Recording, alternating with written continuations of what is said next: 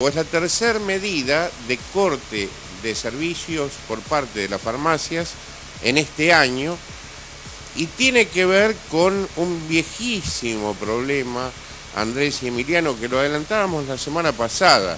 Es un viejo contrato del PAMI con la industria del medicamento en el cual intervienen como boca de expendio las farmacias.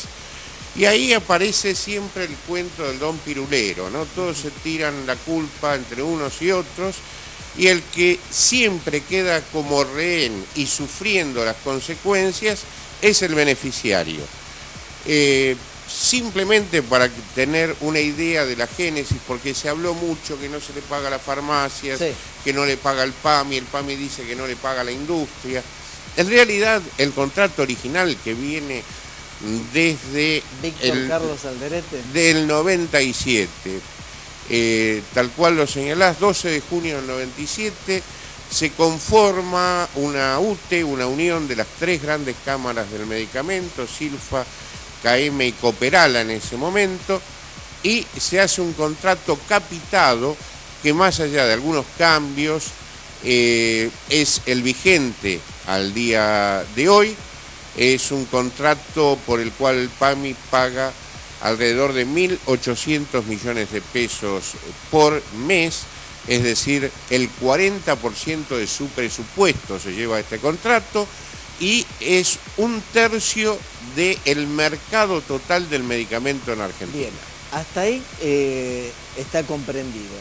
Ese dinero se lo paga el PAMI a la industria, a la llamada industria del medicamento, que son las tres cámaras de laboratorio. Que los medicamentos se venden a través de las farmacias. Efectivamente. Y acá empieza el problema, porque las farmacias dicen que se tiene una deuda para con ellas. Es más, las 4 confederaciones, yo estuve reunido y conversando con los dirigentes hasta hace pocas horas, hablaban de una deuda original de más de 2.000 millones de pesos.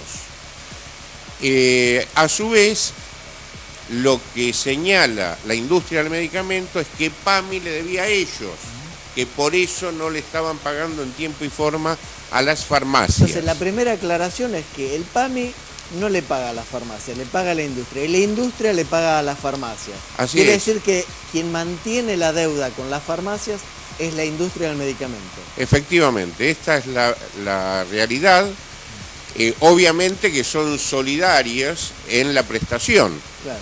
Es decir, el problema de la farmacia es que no puede financiar esta situación porque a su vez las droguerías, que son las que llevan del laboratorio a la farmacia los medicamentos, cobran en efectivo prácticamente y de no estar el dinero correspondiente no dejan los medicamentos.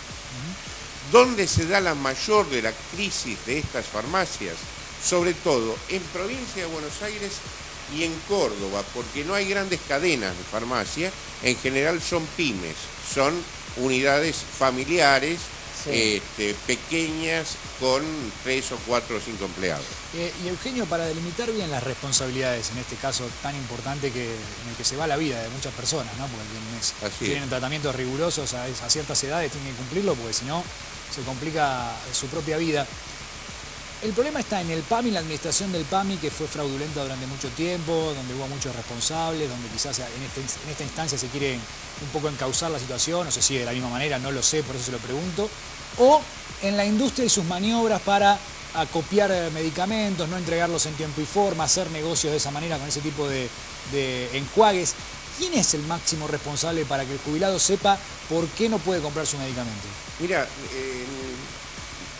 voy a dar una respuesta que parece lateralizar el problema. El responsable es el sistema político argentino. Decíamos que desde el 97 existe el mismo contrato, y también digo y agrego, porque hay causas judiciales que hoy lo comprueban, que la industria del medicamento ha financiado las diversas campañas políticas electorales, sobre todo las campañas presidenciales, en la cuota parte que las encuestas indican en su momento con las principales fuerzas políticas. Por lo cual se da este año una particular situación. La industria denuncia a principio de año que el PAMI le debe 1.600 millones de pesos. Pero que como son generosos y la situación social era muy particular en ese momento, ellos condonan esa deuda, la perdonan al PAMI. Esto, para quien lo quiera ver, investigar, está publicado en el boletín del 5 de abril de este año y la resolución es la 0029. Vale decir, nos deben 1.600, pero nosotros nos quedamos tranquilos. ¿Qué pasó a partir de ese momento? Permanente conflicto con las farmacias, porque dice la industria nos está pagando mal, nos está pagando con atraso. Claro. Es decir, estaban las farmacias con esos atrasos financiando esa deuda de 1.600 millones de pesos que había aparecido casualmente a posteriori de la campaña electoral presidencial del año pasado. Pero es una cadena entonces, Eugenio, que nace indefectiblemente en el PAMI. O sea, no hay, puede haber maniobras intermedias, pero digo, el que no pone la plata en tiempo y forma es el PAMI. Bueno, en principio, más allá de las administraciones, hay una continuidad institucional donde aparecía esa deuda y donde el PAMI, el 5 de abril, reconoce de este año, con esta nueva gestión, que esa deuda obviamente existía y que se condonaba en ese acto. Bien, sacando esta condonación, estamos en foja cero sin deuda. ¿Es verdad lo que dice la industria del medicamento, que el PAMI les adeuda ahora dinero? Te incorporo un elemento respecto a lo que describíamos. En el momento de la condonación de la deuda se prorroga hasta fin de año, hasta estos días, el contrato que venía teniendo la industria desde aquel viejo momento al cual aludíamos. Y está venciendo ahora. Vale decir que no quiero pensar que esto es parte de una forma de extorsión para renegociar este contrato, cosa que se lo hemos trasladado a los actores, porque es más, y esto es una primicia del día de hoy, ¿cómo se zanjó esta cuestión?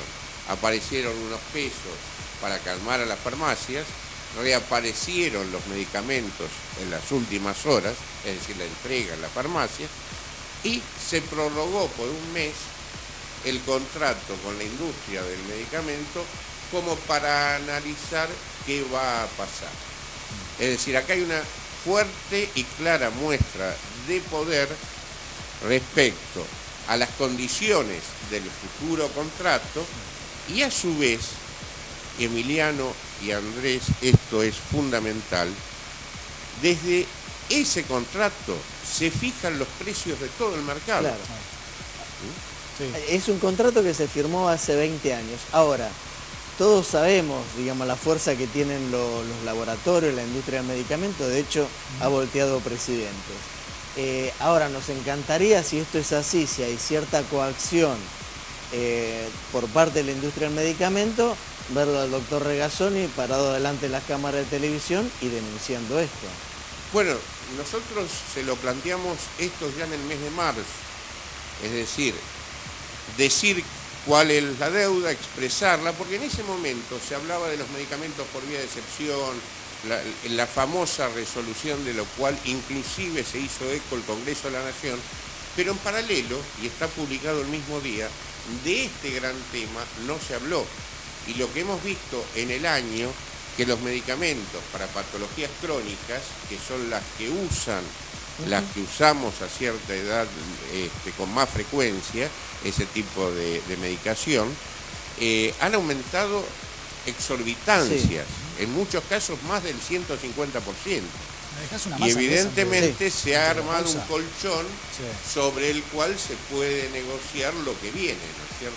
Eugenio, brevemente le pido, porque tenemos que irnos al corte, en una línea, para el jubilado que nos está mirando, mientras se sustancia esta negociación de la que usted hablaba, ¿cuánto tiempo usted prevé que se va a demorar la normalización del comercio de medicamentos a través de este sistema?